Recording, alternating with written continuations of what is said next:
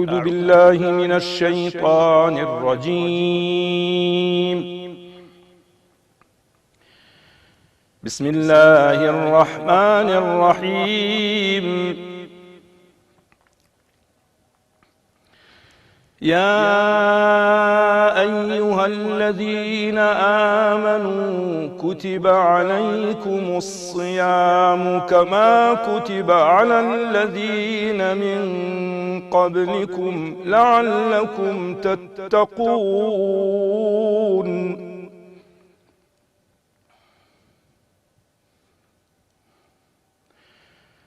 أياما معدودات،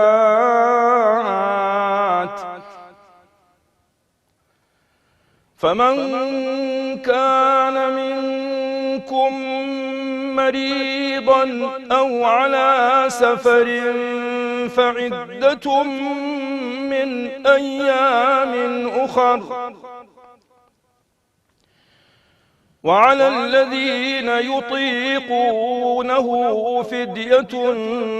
طعام مسكين، فمن تطوع خيرا فهو خير له، وأن تصوموا خير لكم إن كنتم تعلمون. شهر رمضان الذي أنزل فيه القرآن هدى للناس وبينات من الهدى والفرقان، فمن شهد منكم الشهر فليصمه، ومن كان مريضا أو على سفر فعدة من أيام أخر، يريد الله بكم اليسر ولا يريد بكم العسر، ولتكملوا العدة ولتكبروا الله على ما هداكم ولعلكم تشكرون. صدق الله العظيم. بسم الله الرحمن الرحيم. الحمد لله والصلاة والسلام على خير خلق الله المبعوث رحمة للعالمين محمد وعلى آله وأصحابه أجمعين. بنران و بسراني خوشويستي كنالي آسماني بيام، سلام ورحمتي خواتان لبه. خوش حالين لا ألقيكي نويو لا موسمكي تازو لا فرو بركتي مانجي بيروزي رمضان بخزمتي ايوي عزيز و برز و خوشويست اگينو برنامج صدای زيرين هاتەوە خزمەتی ئەوەی خۆشەویست بە ئومێدی ئەوەی خوای پەروەردگار تاعات و عیبادەتی ئەم مانگەمان لێ قبول بکە، هەروەها ئەم بەرنامەیە بکاتە توێشوویەک بۆ قیامەتمان ئینشاء الله لە ڕۆژی قیامەتدا ببێ بە شەفاعەت بۆمان، چونکە بێگومان قورئان بەهاری دڵانە، قورئان لە مانگی پیرۆزی ڕەمەزان هاتووەتە خوارەوە بۆ بەندەکانی خوای پەروەردگار بۆ ئەوەی کاری پێ بکەن، بۆی بیخوێننەوە، هەروەها ببێت بە توێشوویەک بۆ قیامەتمان بۆ ڕزگاربوون لە ئاگری دۆزەخ و هەروەها پاکبوونەوە لە تاوان و گوناهەکانمان. دووبارە خۆشحاڵم بە خزمەتی ئەوەی عزیز و خۆشەویست ئەگەمەوە لە خزمەتی مامۆستایەکی زۆر بەڕێز، مامۆستایەکی قورئان خوێن لە دووس خورماتۆوە تەشریفی هێناوە. سوپاسی ئامادەبوونی یەکەین لە یەکەم ئەڵقەی بەرنامەی سەدای زێڕین لە خزمەتی مامۆستا محەممەد ستارین. زۆر خۆشحاڵین بە هاتنیان، خی گەورە پاداشت داتەوە مامۆستا گیان، بەخێر بێن. زۆر سپاس بۆ ئامادەبوونی بەڕێستان. سواسی وەکەم بارەکەڵڵا، خی گەورە پاداشت داتەوە ئینشاءالله. بۆ ماشاءالله قیرائەیەکی زۆر جوان، دەستپێچێکی زۆر خۆش،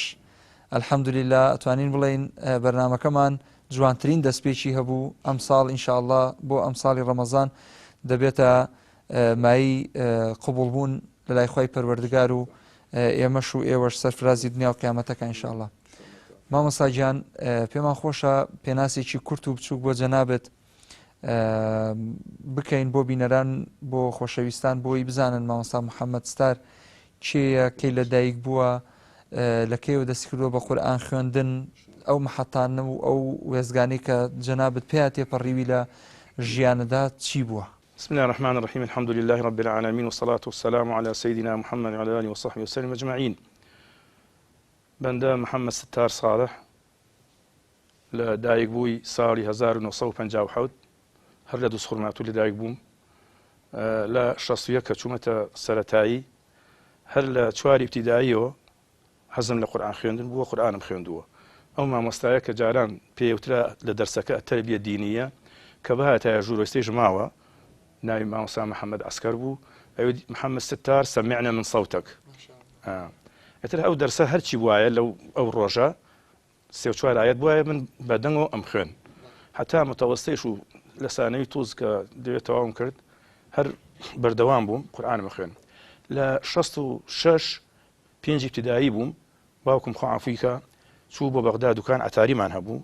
لەگەڵ یا بردم منێ برد بۆ بەغدا لە بازاری شۆرجە قورئانێکی بۆم هەدیە کرد تەبعی حافظ عوسمان بە 9 دینار ئەو کاتە.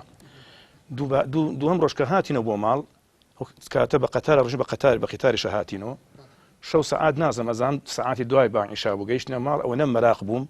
قورئان حافظ عوسمان ئەو کەلیمە ئاخر کەلیمە ئاەتە کە لێرە نووسرا بڵێن یعلەمون لەم بانە نووسراوە یعنی ئەو کەلیمە نووسراوە کە لێرە دەست پێکا وئیذا لێرە وئیذاکە نووسراوە وتم هەتا هەمووی تەواو نەکەم پەڕە هەموو لادا تۆ 1 سەعات زیاتر ئەم جار خەوتووم ئەوە نەم مەراق بووم. ئێتر زۆر دوایی تەبعاً بیدایە زۆر حەزم لە عەبدولباسط بوو کە سورەی حەشریە خوێن لەو ئەنزەلنا القورئان عەلە جەبل وإذا الشمس كورت ئەو کات دەنگم هەر باریک بوو ینی سەوتم لەگەڵ تەقلیدمە کرد. دوایی منشاوی ئێتر لە هەفتاکانە زۆر ینی معجب بووم بە حافظ خەلیل ڕەحمەتی خوای لێ بێ هەر چەندە هەفتا و سێ لە نوێژ مەغریب بە جامی حەنان ئێوارانێک لەگەڵ یا دانشتم هاتمەوە بپرسم یانی تۆ حافظ خەلیلت بینی؟ ئەڕێ زۆر بینیم ئەمە یەکەم جار کە هەفتا و سێ لەگەڵ مەلا ڕامی وەزان خوا عەفوی کا شەهید مەلا ڕامی چوین بۆ بەغدا وتیان لە فڵان مزگەوتە لەو مزگەوتە مەغریب دوای نوێژ مەغریب 2 ساعتم بۆی خوێنی ئێتر پێی خۆش بوو ئێتر سوبحان الله تا 91 نەمبینی لە 91 چوون بۆ ئیزاعە بۆ بەغدا لە ساڵحیە نەجات عەسکەری ئەوەی کە بەڵێ شێخ نەجاتی کەرکووک ئەوە ئێتر هینی بۆمان کرد چوین بۆ تەسجیل ڕۆیشتم. بەڵێ ئێتر کە چوون بۆ ئەوێ ئەبوو منەسق عەبدولجەبار عەزاوی سەر لە ئوردنە یادی بەخێر بێت ئەو وتی گەرێک استهين ديت الحافظ علي حسن داوود خوا عفويكا او يد كبي اختبار نكا بيش رقيبو خواني حتى انا اليوم اما ناتوين تسجيل كاين يوتم خيتشا هيك مش اماده نكردوا والله تر دورني سعادة دانشت مسيركم يك دسي قرتو هات حافظه شاي ترتون دسم سنه السلام عليكم السلام وتمن فلانم هاتوم لكركوغو بو تلاوه تسجيل هاتم تسجيل كم يوتي اقرانا شويه بعربي توزي ما بو بخن والله مش ساعه بوي خواني نيشت بو خنوسه والله وابزام سوري طاهم خواني بوي يترك خوندم نيهش دا ايات بخوانم وتي كافي وتي يابا وتي سجلوا له وتي ما يريد اختبار وتي احنا وتي اكو ملال يجون قراء نبقى وياهم سنوات بس على امود الراء الترقيق يسوون تفخيم يسوون ترقيق وتي ما شاء الله تسجلوا له تري اكثر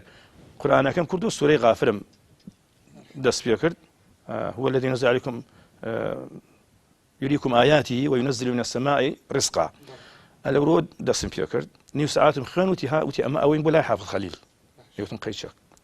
يعتر دواي حفتيك دروج دواي وجا خبري بوم نارد عبد الجبار الزاوي وتي برد معنا بولا حافظ خليل قيل يقرتوا وتمعنا ما كردو خلد كركوغو وتي هذا القارئ الكردي تشلبوه بي خوش قارئ وتي قارئ كي تشاكا وتي بري مدن ولا تسجيل ترمى بوكا ولا تر دور ما كيف شو تقريبا دوباره شو جا سوري عنكبوت تسجيل كرد تلك دواي تلاوه كان همو دواي نيوج مغرب بو تقريبا جيشت نيوج عشاء سياريكي هبو لا دبو بيكو سوار بوين وتي تعال نروح نيوت حتى شنو بردرجي درجي مار حافظ خليل اليوم بردر سيرك مسرا المقرئ الحافظ خليل مار اوان والله دايره درجه بتاك بوشو ما مستقصرش كيو عادة لبغداد استاش هرماوه قارئ كان لبردرجان المسرا مثلا المقرئ فلان يعني القارئ فلان لا عطيف يبو مار يعني بلا والله تهلنا وحوشه خيزاني وتي تفضلوا او جام خانيك بو لبر جام خان دانشتبو تركتونا حوشو وتي جبت لك قارئ من كركوك اسمه محمد عبد الستار وتي لا تقول عبد تقول الستار لان الستار مو اسم الله والله تدانشتين بس ما كردو راستي كي دانشتين تلوتي قرانا شويه ولا وتي قراءه بس توز ما بوبخن والله توز ايات او جاره او ساك ام خن مقام كان من ازاينا وكي يعني مقام امزاني يعني هني كان بخونم تطبيقي كان بس مزاني حكيم مخوني وتي هاي شو اسمها المقام وتم ما ادري وتي بالله عليك ما تعرف خوي يا دانشتو وتي هذا نسميه حكيمي وتي الشروقين يسموه حكيمي لكن بغداد يسمون ركباني وصف فرعي شيء حكيمي فرعي مقامي شيء هل خويتي خوي اساسيه اساسينيه انا اساسينيه انا بله باش بياد درجه بله يتر خوي توزيك خوني الزور خوي خوني من حافظ خليل من بلا بري دانشت خوي بخونيت جا هر جا ام يسان اعتي دوان ام خون ايود اما شي مقامك وتم او فلانه جا خزانتي تخليه يقرا صوته حلو ليش مو نايل بخونيت دني خوشه يتر الحمد لله يقدو سيمان جاريه شوم تلاويكم تاجيرك الشش تلاوم تاجير كني ساعاتي دويش بو صوت الجماهير شارجي اتر همو بسوسيه مان همو مانيك بسوسيه مان بينجوني اواره بوشش سري من بو حتى سقوط النازم دواجات تسجيلاتك راستكي ما مستال ام بابت لك كركوچي جهبو ماويك لا اذاعه تلفزيوني كركوك مبيل من نوتو 2001 شون بو ويش بله لو ايش تسجيل كرد مر النار بدو معنا الشيخ محمد فاتح والشيخ نجات مثلا دوما مسايني دانيشتن شرحي واياتاني انا كنت كيما امان خين زامن مثلا 5 6 اياتم اخوان تمانيشم زور نبو الو كاتوا ما شاء تلفزيوني او كاتي عراق زور باخي با چونکە پێما بێ پرۆژەیەک هەبوو بەرنامەیەک هەبوو ئەو کاتە نازانم چی ئیمانیان پێ ئەوت حملە ئیمانیەک هەبوو ئەو فترەیە لە تەلەڤیزیۆنەکانەوە زۆر بایەخیان بە بواری قورئان خوێندنەدا مامۆستا پێما بێ زۆربەی قوڕائەکان زۆربەی مؤەذنین بەداخەوە شەهید کران لە بەغدا لەوانەی کە ئاشنایەتیت هەبوو جگە لە حافظ خەلیل لەگەڵ یانای چیتر هەبوو مەسەلەن لە بەغدا مثلا علاءالدین قەیسی شێخ سعید قەلقالی ئەمانە هەمویان علاءالدین قەیسی لە ئیزاعەت پێشوازی لێم کرد و زۆر تەشجیع میشی کرد یعنی وتی خۆی خۆش خۆش بێ وتی ماشاءالله قڕایتێک ماشاءالله قڕایە بەغدادیە ئەسیلە جارێکیشیان عینە لە نەوتەکان بوو چوون بۆ بەغدا بۆ شێخ عەبدولقادر گەیلانی لەوێ چوومە سەرەوە ڕۆژم عەبوو سەرەکەم حافظ صلاح الدین دانیشتووە ڕەحمەتی خوای لێ بێ ئەوجا قوڕووی نەخۆشی بوو نەیەتوانی بخوێنێ بەس ئیشراتێکرا سەر قوڕائین سعید قەلقالیش دانیشتو بوو ئیتر کە چوونتیان تقرە بەس من پێشتر لە 73 هین بوو یوسف عەبدوڵڵە تائی ئەو لە شێخ عەبدولقادر بوو ئەوجا کە سەی متەوەستە بوو من چوون کە خوێنیم هەر لە ئەعراف ئەوان کە لەوێ خوێنمش لەوێ کە خوێنیم وتی وەڵڵاهی ناڕۆی هەتا لە خوار و دوای نوێژمە دەدەقم بۆ تەسجیل نەکەی نایەلم بڕۆی ئیتر دوایی کە لە نەوەتەکانە کە چووم حافظ صلاح الدین گوێی لێ بوو ئیتر زۆر پێی خۆش هەر لە ئەحزاب کە خوێنیم وتی ماشاء الله ماشاء الله قراءة بەغدادیە ئیتر عین دەور دەدەقەیەک خوێن ماستا وەلید ئیبراهیمت بینیوە نەتبینیوە سەرسامی بە خوێندنی سەوتی خۆشە سەوتی خۆشە بەس هین مەدایحە نازانم یعنی ئەوانە هەر لە سەرێک مەقامە ڕایە هەر بەیاتە خوێنی ڕاستە هەر بەیاتە خوێنی بەتایبەت سوورەتی یوسف خۆش ئەخوێنی بەڵێ سورەی هود خۆشترە خوێنی سورەی هود خۆشترە خوێنە ڕاستە فەرمی حەزەکەین جیاواز لە هەموو قاریئەکانی تر مەقامێکی جیاوازمان بۆ بخوێنی ئەم جارە حەزەکەین چەند ئاەتێکمان بۆ بخوێنی بە مەقامێکی جیاواز ئەگەر ئیمکان هەبێ ئینشاءالله چی مەقامێکمان بۆ مەقام نیە بەس نەغم فتوحی پێوترێ باش ئەو فتوحتان بۆ خوێن باشە فەرموو أعوذ بالله من الشيطان الرجيم أفمن يعلم أنما أنزل إليك من ربك الحق كمن هو أعمى إنما يتذكر أولو الألباب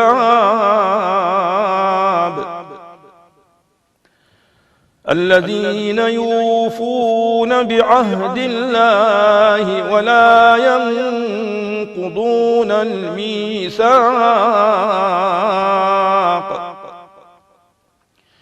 والذين يصلون ما أمر الله به أن يوصل ويخشون ربهم ويخافون سوء الحساب. أما فتوح جزاك الله خاب هداش بداته مامسا أجمعين. مامسا جگەل لە قورئان خوێندن لە بواری ترە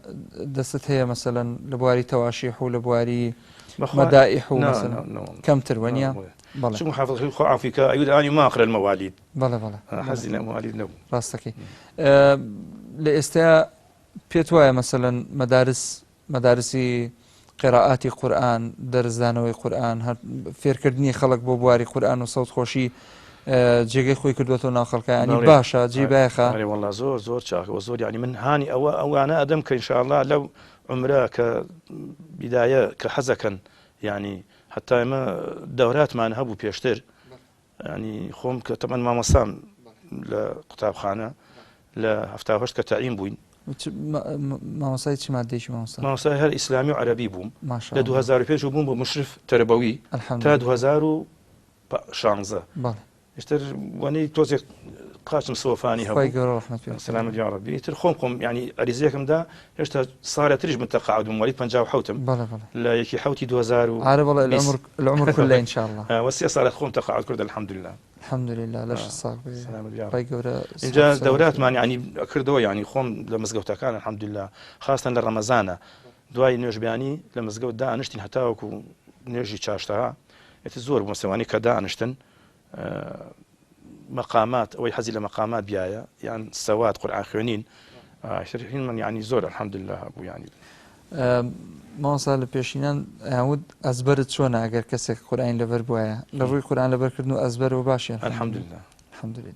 سبحان الله دور شانس جزء لبر الحمد لله بركة أخوي جورا بركة أخوي إن شاء الله إن شاء الله ما صار أجر أو برسم ئاشنایەتیەکێ لە بینی قوڕایی ئێمە وڵاتانی دەرەوە یعنی مەسەلەن تەنسیق و کۆنتاکتان هەیە والله هەیە بەس ئەو تەنسیقە نییە چونکەم ئەوەی کەوا بڵێن مصری یان مەسەلەن سعودی ئەوانە مەسەلەن کە ئەخوێنن خۆی نەفس مەقامات یعنی مەسەلەن بەیاتی عێراقی بەیاتی مصری فەرقەکە چییە لێرە بەیاتی عێراقی تۆزێک گورشترە یعنی سەریعە ئەمما بەیاتی مصری تۆزێک بطيئة يعني لسر خويتي وإلى عين مثلا صبايا هر من شاوية كأخوانيت أو هر آل العالم ما شاء الله هزار رحمتي ليبيا سرسامي بمدرسة مصري باري تواني تقليد ما مبقيت وتوزيك أعوذ بالله من الشيطان الرجيم بسم الله الرحمن الرحيم لا أقسم بهذا البلد وأنت حل بهذا البلد ووالد وما ولد لقد خلقنا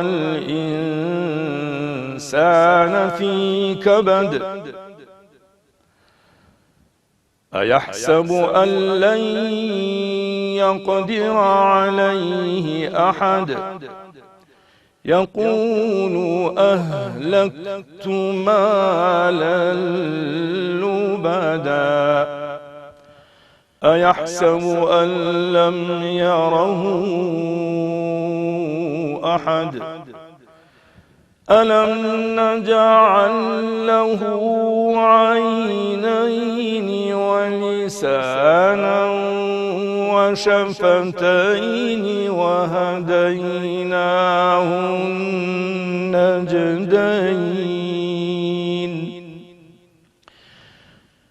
وهديناه النجدين فلاقتحم العقبة.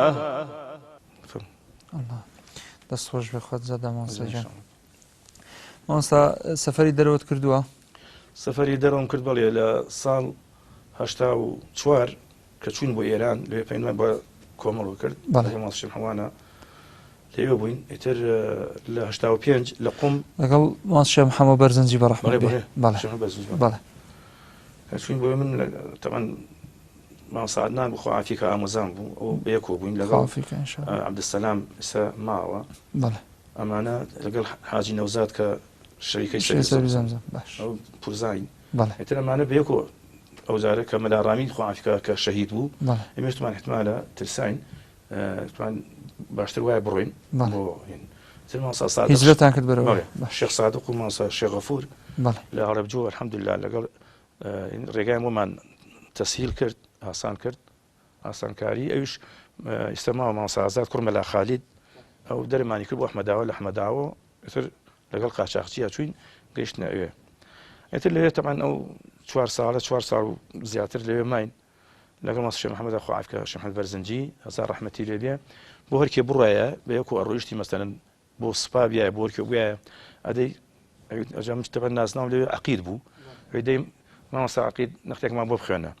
مامۆستا ئەو قورئان خوێندنە طبعا ئەوانیش مەدرسەی میسری ئەخوێنن بڵێن لە ئێرانیش ئەوانیش هەر بە سەرسامن بە مەدرسەی میسری زیاتر بەڵێ مەدرسەی میسری زیاتر هەست ئەکرێ کە ئێران مەسەلەن وڵاتی ئێران زۆر بایەخ بە بواری قورئان خوێندن و مەحافل ئەدا لە چی مەحفەلێکا بەشداریت کردووە جەنابەت؟ ناڵێم لە 85 چوینت بۆ قوم لەوێ برادری عینی خەڵک دووس بوو لەوێ بوو پێش ئێمە ئێتر داواتمانی کرد چوون بۆ ئەوێ مشارەکەم کرد لە مسابقەی هەمووی عێراقی بوون تەبعاً دەور 6 کەس بووین ئێتر الحەمدوللا بیدایە کە خوێنیم عێراقیم خوێن دووەم کە دەرچوین بۆ ینی مەرحەلەی دووەم ئینەکە لەناو قاپێکە سورەتەکانیان ینی ئاەتەکانیان دیاری کردبوو هەر کەسێ تیر و فشک وەتر وەرهینەکەم کێشە سورەی نیسا بۆ دەرچوو ليس بأمانيكم ولا أماني أهل الكتاب سبحانك وتم على أساس عراقي كان تسم فيها كرب بمصري دسم فيها كرب بمصري شوها يتر زور وكم مصطفى إسماعيل كزور يتر بيان خوش بو الله تخت زناني الحمد لله يتكدر شو أبو هن حكامك تحكيم عرب بو خل نجف بو إيرانيش لقلها بو وتي باورك وتي ما شاء الله وتي أجا مصري نخوين يعني درنا شوي بس وتي مصري كت كخن صرت أول واحد سبحان الله ويبقى كم الحمد لله سبحان الله يعني بمصري كباشر بنجاوتر هاد بالي لا ده مصري بالي راستكي ما صار تربو هلكيو قروشتن عفوا نقل مصري محمد أخو عفيكا القرآن مخن بورش يعني مثلا بقول جاية آياتكم ديارية كرد يحتر هر لبر كأم خن تزور في خوش بو حتى لا هشتا حود ونازم موسى الشيخ موسى ملا علي هلا بجو ملا عمر وملا عثمان خو عفيان كمانا لقى موسى هاتن درشون ده هلا بجو إيران هاتن بلا بلا يترك هاتن يواربو موسى محمود خو عفيكاوتي بتشين بيشوازيان ديبكين ميوان خانية قبل السنة يوارب مغرب أمول لبي سفرة راخرة لبي دانشتين على أساس لبي الشام ما كرت هرت شام كتاو لبان هناك موسى محمود موسى عقيد نختي القرآن ما بوب خيانة سپاس بخوا غەریقی ڕەحمەت بن انشاءالله خی گەورە پاداشتی زەنابیشت بداتەوە هەرچەنە پرسیارەکەشم درێنگە بەس هەر ئەم پرسیارە لێکم الحەمدلله خێزانداری و ماڵومناڵیشت هەن مناڵەکانت هیچیان بایەخیان بە بواری قورئان خوێندنەوە؟ وەڵا من تەمان پێنج کچم هەیە کوڕم نییە خوا نەیان کچەکان هەموویان شویان کردووە خوا نەیانبڕێ مامۆستان الحەمدلله لە قورئانە بەس یان قورئانی خوێنن لە ماڵا و مەزبوطن یعنی چەند بران مامۆستا کردووە ئامۆزان بوو بەڵێ بەڵێ سە خێزانی دووەم مامۆسایە کە خوا لێی خۆش بێ ناومان لێ نەبووە بەس ئەو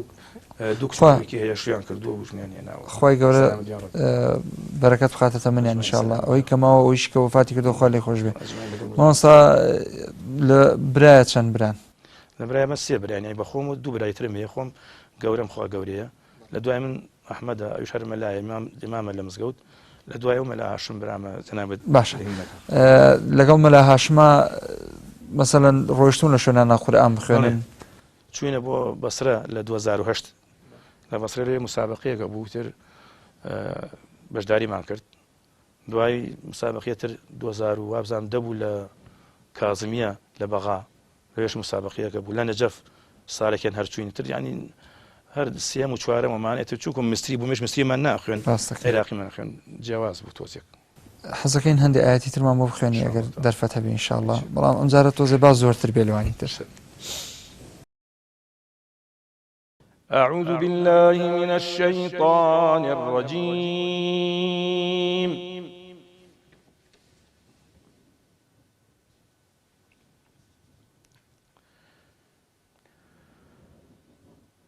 الله يبسط الرزق لمن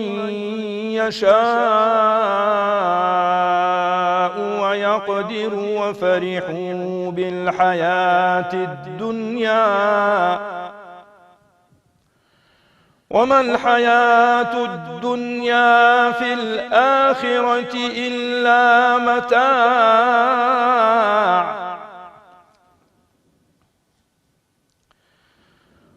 ويقول الذين كفروا لولا أنزل عليه آية من ربه قل إن الله يضل من يشاء ويهدي إليه من أناب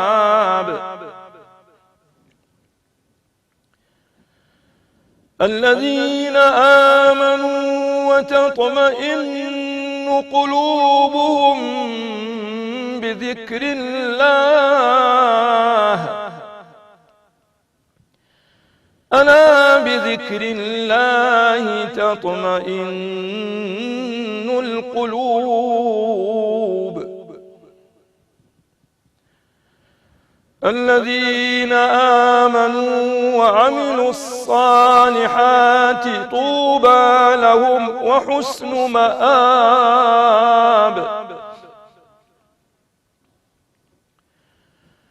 كذلك أرسلناك في أمة قد خلت من قبلها أمم لتتلو عليهم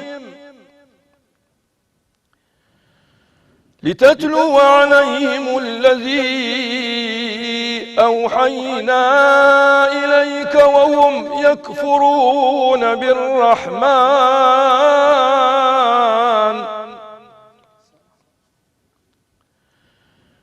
قل هو ربي لا إله إلا هو عليه توكلت وإليه متاب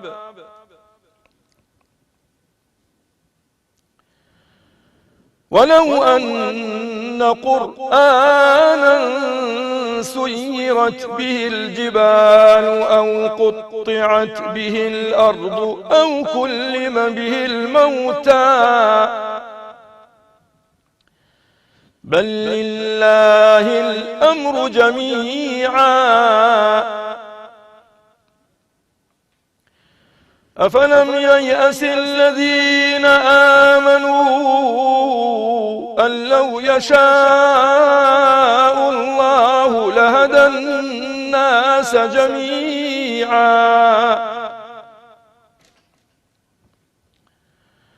ولا يزال الذين كفروا تصيبهم بما صنعوا قارعة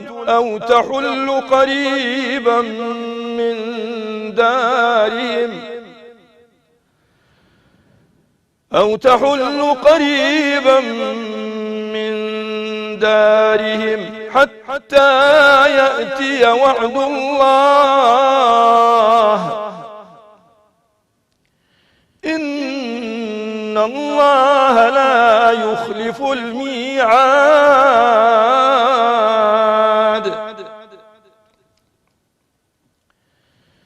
بسم الله الرحمن الرحيم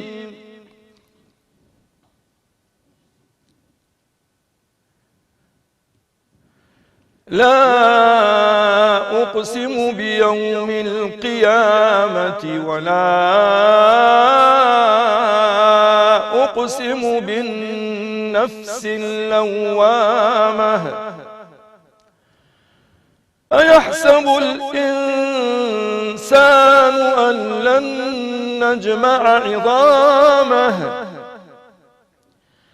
بلى قادرين على أن نسوي بنانه بل يريد الإنسان ليفجر أمامه يسأل أيان يوم القيامة فإذا برق البصر وخسف القمر وجمع الشمس والقمر يقول الإنسان يومئذ أين المفر كلا لا وزر إلى ربك يومئذ المستقر ينبأ الإنسان يومئذ بما قدم وأخر بل الإنسان على نفسه بصيرة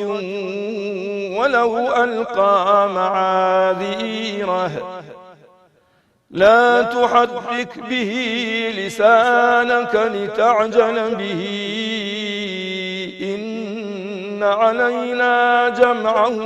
وقرآنه فإذا قرأناه فاتبع قرآنه ثم إن علينا بيانه صدق الله العظيم. جزاك الله خيرا. خۆی گەورە پاداش بداتون ئینشاءالله. مامۆستا گیان حەزمەکە زۆر زیاتر لەوە لە خزمەتتا بین. ظاهرم بەرەو کۆتایی بەرنامەکەمان ئەڕۆین. چ وتەیەکت هەیە حەزەکەی پێشکەشی بینەرانی خۆشەویستی بکەی پێمان خۆشە ئەگەر خی گەورە دەرفەت بدا ئینشاءالله لە داهاتووە هەر لە خزمەت تابین لێرە ئێمەش هەروەکو تەلەڤیزیۆنەکانی تر هەندێک قورئان بۆ تۆمار بکەین لە ڕادیۆی پەیامی قورئان لە ڕادیۆکانی خۆمان و ڕادیۆی مەرکەزی ئینشاءالله لە خزمەت تابین. وڵای تر دەستخۆشتان یەکەم ئینشاءالله بارەکە الله بۆ ئێوە الحەمدولله خوا تەوفیقی هەموو لایە با ئینشاءالله. تەمان کۆتا قسەمەوەتە حەزەکەم ئەم نەوعە بەرنامانە ئینشاءالله زیاتر پەرەی پێ بدرێت و احتیمام یعنی باەخی پێ بدرێت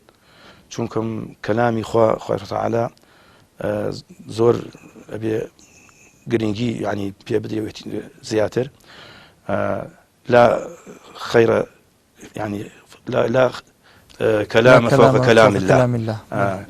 وخير تعالى بويا فإنا نحن نزلنا الذكر وإنا له لحافظون. الحمد لله خير تعالى لها مو كاتيك لها مو زمانك إنك خير تعالى كسانك آماده أكاد كوا بتوان أم قرآنه أم هنا بباريزنو هاليقر إن شاء الله حامل قرآن إن شاء الله تعالى خير تعالى طبعا محمد صلى الله عليه وسلم مجدي بي داون كوا إن شاء الله حاملي قرآن أو أنا كوا إن شاء الله خواصي خوان خير تعالى لقيامتها باداشتو منزليان جێگای انشاءالله بەرز لای خۆی ئامین انشاءالله. ئێمەش بەخێراتنی جەنابی مامۆستا محەممەد سارەکەین لە دوو سخورماتەوە تەشریفێنەوە خی گەورە پاداشتی خێر بداتەوە انشاءالله. انشاءالله لە داهاتووە لە خزمەتە ئەبین و زۆرتر و زیاتر بینرانی بەڕێز و خۆشەویست لە ماوەی ڕابردوودا بەرنامەی سەدای زێڕین لە خزمەتی ئەوەی ئازیز و خۆشەویست بوو بە هیوای ئەوەی خی پەروەردگار تاعات و عیبادەت و نوێژ و ڕۆژووی ئەم مانگە پیرۆزەی لێ قبول کردبین ئینشاءالله لە داهاتووە لە خزمەتانە ئەبین لە ئەڵلقەکانی داهاتووە بەردەوام سەدای زێڕین لە خزمەتانە ئەبێ لەگەڵ کۆمەڵە قورئان خوێنی بەناوبانگی وڵاتەکەمان و ناوچەکەمان. خی گەورە پاداشتیێوەش بداتەوە کە بینەر و بیسەرمان بوون بەخوای گەورەتان ئەسپێرم. ئەسەلامو عەلەیکوم وەڕەحمەتوڵڵاهی وەبەڕەکاتوه.